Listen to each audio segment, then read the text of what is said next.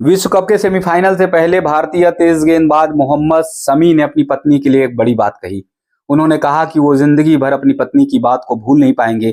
जिस तरह से उनकी पत्नी ने उनके साथ खिलवाड़ किया, उनके कैरियर के साथ खिलवाड़ किया, वो जीवन भर नहीं भूल पाएंगे। उन्होंने कहा कि प्रत्येक परिवार में, भारतीय परिवार में कलह होती है, कहीं ना कहीं नोक झोंक होती है, लेकिन वो पारिवारिक मामले होते हैं। लेकिन जिस तरह से उनकी पत्नी हसीन जहां ने उनके खिलाफ आरोप मढ़े और उनको टार्चर करने का काम किया, वो उसे जीवन भर भूल नहीं पाएंगे। मोहम्मद शमी इन बातों को कहते कहते रोने लगे, उनकी आंखें भर आई। उन्होंने कहा कि उनकी पत्नी हसीन जहां ने उन पे फिक्सिंग का आरोप लगाया, उनकी पत्नी ने उनसे देशद्रोही का आरोप लगाया। यहां तक उनकी पत्नी ने कहा कि मोहम्मद शमी हवाला के माध्यम से पैसा लाते हैं। ये सारे आरोप सुनकर मेरे कान फटे जा रहे थे।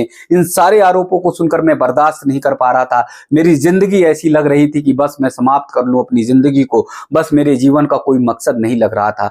लेकिन मेरे सामने मेरा भारत था, मेरा देश था, और इसीलिए मैंने कोशिश किया कि नहीं, मैं संभल के रहूंगा, मैं कोई गलत कदम नहीं उठाऊंगा। और उसके बाद मैं संभला और उसके बाद बेहतरीन क्रिकेट खेल रहा हूं। मोहम्मद शमी ने ये बातें ऐसे समय में कही है जब अहमदाबाद में विश्व कप के फाइनल का वो मैदान सजा हुआ है, वो बेहतरीन पारी खेलने के लिए भारतीय टीम तैयार हो रही है। उस समय वो भावुक हुए और भावुक होने के बाद इन बातों को उन्होंने कहा। मोहम्मद शमी ने कहा कि देश के लिए वो खेलते रहेंगे, कोशिश करेंगे कि बेहतरीन प्रदर्शन करें, अहमदाबाद में भी उनका बेहतरीन प्रदर्शन जारी रहे।